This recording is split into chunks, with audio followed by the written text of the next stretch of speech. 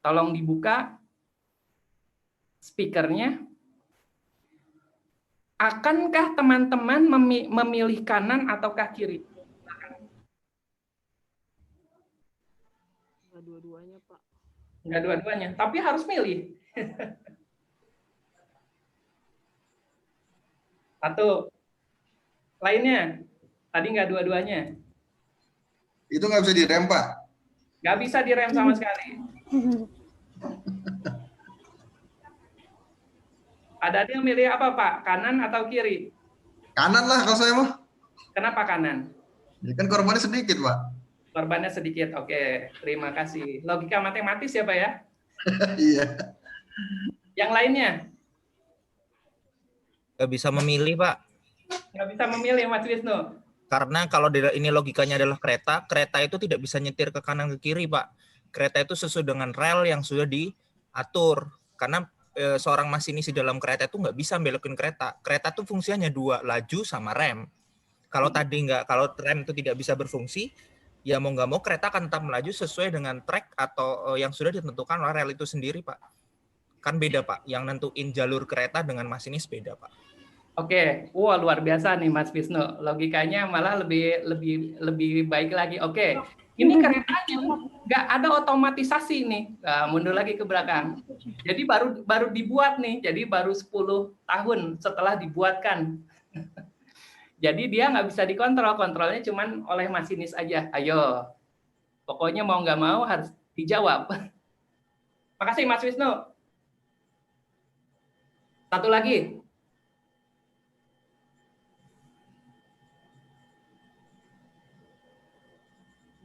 Saya naik kereta, lurus, ini keretanya kereta zaman dulu nih ceritanya. Itu kemudian di hadapan kita, di sebelah kanan, ada 4 orang.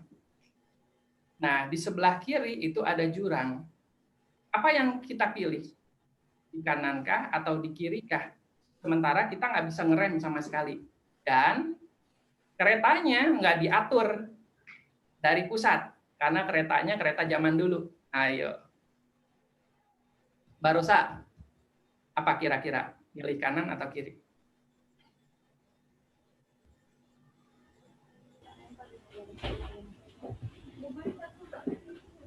Kanan, Pak. Apa kira-kira teman-teman yang lain?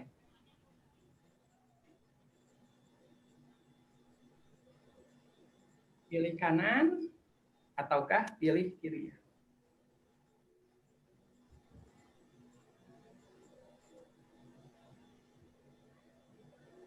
Oke, cukup. Ya, waktunya terbatas. Nah, yang menarik adalah seperti ini. Tadi teman-teman sudah memilih, Pak Daniel sudah memilih, Mas Wisnu juga sudah memilih. Mungkin beberapa teman juga memiliki logika yang sama. Bahwa kita lebih baik memilih di arah kanan ketimbang di arah kiri. Dikarenakan jumlah manusia di arah kiri itu hanya 4 orang. Bagaimana seandainya jika kemudian 4 orang itu saya beritahukan siapa saja?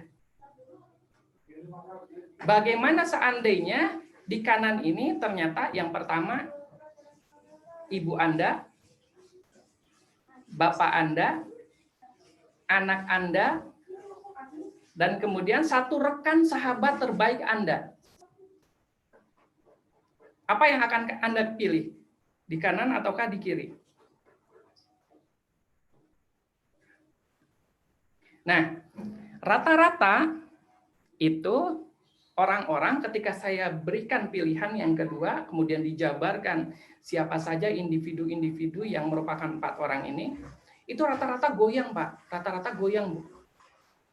Nah, karena memang fitrahnya demikian. Karena kedekatan, karena kasih sayang, karena rasa cinta, karena rasa yang memiliki luar biasa, akhirnya goyang. Ada orang yang memilih tetap, ya sudah nggak apa-apa, biarin saja. Saya lebih memilih ke arah kanan. Nggak apa-apa, biarkan saja orang tua, anak, dan lain sebagainya meninggal, amit-amit ya. Nah, tapi kemudian ada 1.000 orang yang terselamatkan. Nah, poinnya bukan di sana. Poinnya bukan di sana. Kita buat lanjut ke slide yang berikutnya.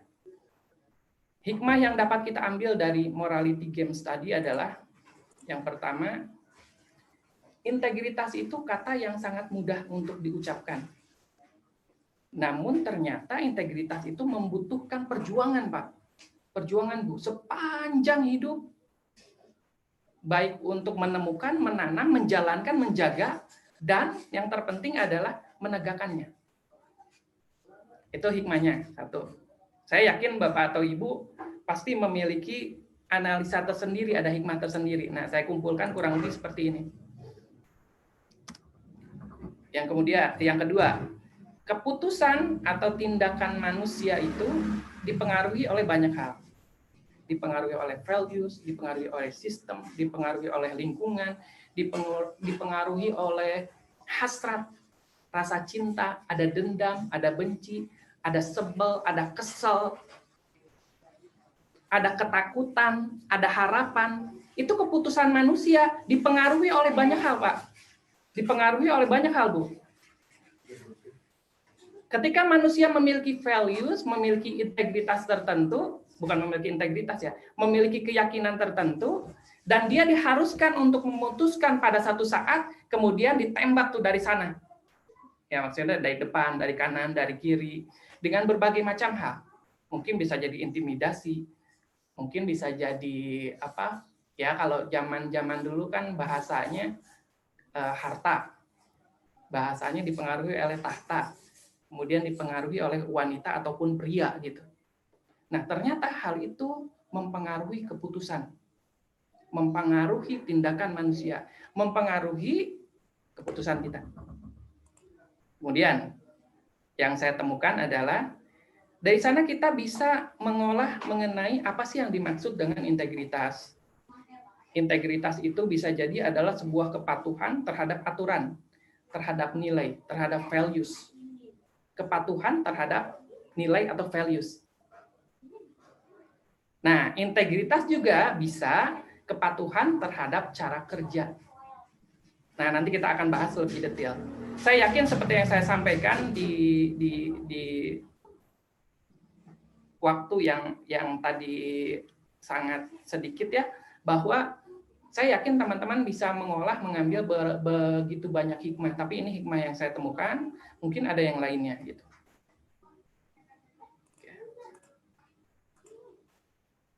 Kemudian kita berbicara selanjutnya mengenai sumber integritas.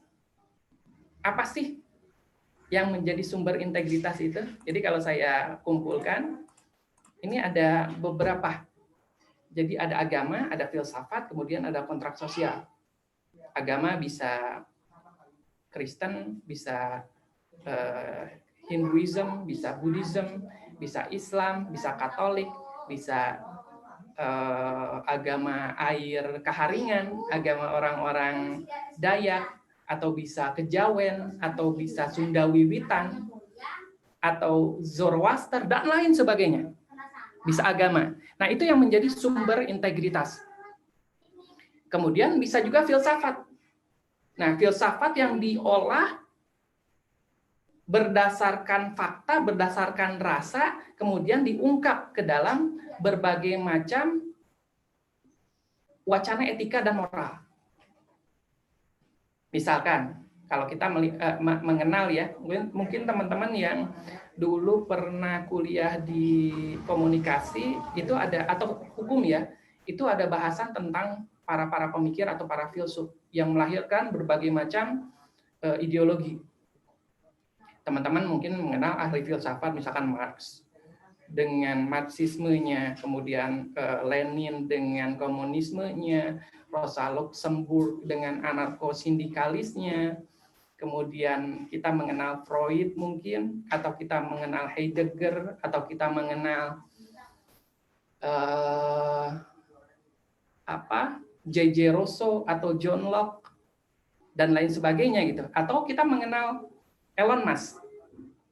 Nah, itu ahli-ahli filsafat, para begawan yang kemudian merumuskan standaritas etika, standaritas moralitas yang kemudian menjadi sumber integritas.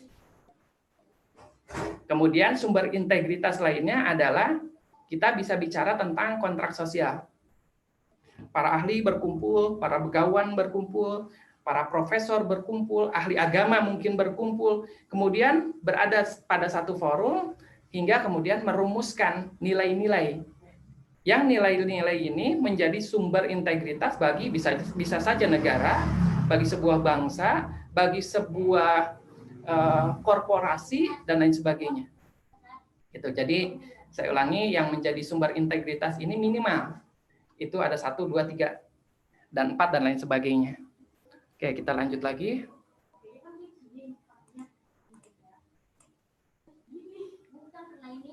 Kita masuk ke dalam wujud integritas itu tertuang ternyata di dalam nilai etik, nilai moral, dan institusi untuk menjadi acuan atau kode atau aturan dalam bersikap.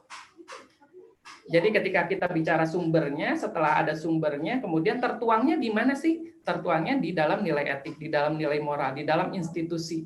Untuk dijadikan apa sih? Untuk dijadikan acuan, standarisasi, dijadikan code of conduct dalam berperilaku ataupun bersikap ataupun bertindak. Sama aja ya. Berperilaku, bertindak, dan bersikap sama aja.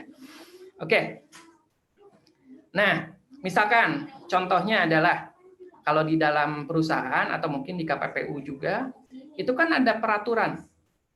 Atau di korporasi tertentu misalkan ada peraturan perusahaan.